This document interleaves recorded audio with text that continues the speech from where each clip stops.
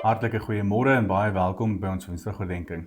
Nou ek vermoed wil ek jou vat na 'n baie bekende skrifgedeelte en ons kry hierdie skrifgedeelte in Matteus 7 vanaf vers 13 en ek lees vir jou voor. Gaan deur die nou poort in. Die poort wat aan die verderf lei is wyd en die pad daarheen breed. En die wat daardeur ingaan is baie.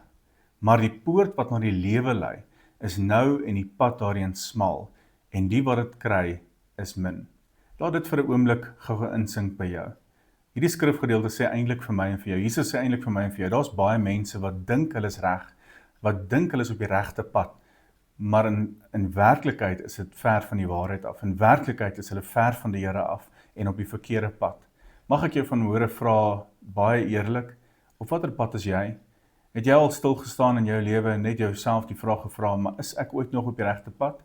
Want ek dink die realiteit vandag is dat baie mense sit reg oor die wêreld, sit in kerke vandag, en hulle dink hulle is reg, maar eintlik is hulle nie reg nie. Eintlik lewe hulle lou lewe. Hulle is nie koud nie, hulle is ook nie warm nie, hulle is so in die middelweg, so lou. En ek en jy weet wat sê Jesus in Openbaring vir my en vir jou, Openbaring 3, hy sê, as jy maar net een van die twee was, as jy maar net koud was, of as jy maar net lou was, maar omdat jy in die middelweg is, en omdat jy lou is, gaan ek jou uit my mond uitspoeg. Jy sien, daar's 'n skrifgedeelte wat ek jou ook wil vat, en dit is in 1 Tessalonisense 5 vers 3 uit die boodskapvertaling. Hoor wat sê staan hier geskryf. Baie mense sal nog sê, ag nee wat, alles is veilig. Nee wat, alles is normaal, alles is oké, ons gaan kerk toe, ek gee daarom my 10de, ek doen daarom goeie dade, alles is oké. En dan gaan hy verder, hy sê, dan val alles rondom hulle skielik in mekaar. Hierdie mense sal begin skree van pyn, net soos 'n vrou wat op die punt staan om geboorte te gee.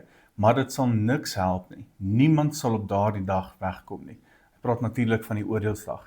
Ek en jy gaan eendag voor die Here staan en ons gaan moet rekenskap gee vir dit wat ons hier op die aarde gedoen het. En my vraag aan jou is, gaan die Here sê, mooi so, getroue slaaf, mooi so, getroue dienaar, mooi so, getroue kind van my, of gaan hy sê, gaan weg van my af, want ek het jou nooit geken nie. Dis die realiteit, dis die twee uitkomste wat gaan gebeur, en ek en jy gaan moet pa staan daarvoor.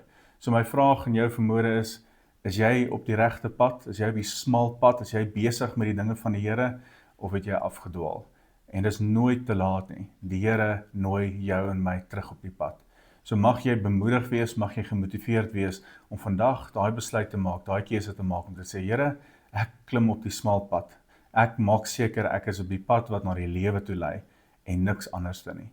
Mag die Here jou seën en mag jy 'n goeie week hê. Ons gesels weer volgende week.